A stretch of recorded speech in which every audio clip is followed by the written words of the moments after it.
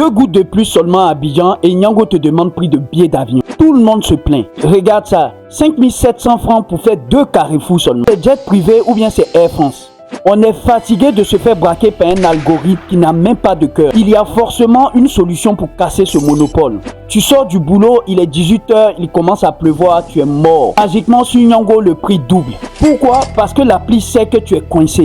Ça, c'est de l'extorsion numérique, c'est pas un service. On est tous devenus esclaves du bouton commander. En tout cas, si tu aimes jeter ton argent, c'est ton problème. Le pire, quand tu acceptes le prix et que tu montes dans ton Niango, le chauffeur annule parce qu'il veut que tu payes hors appli. C'est gâté, c'est chaud des deux côtés. La solution, on a besoin d'une plateforme nationale, une application du pays où le prix est fixé par nous pour nous.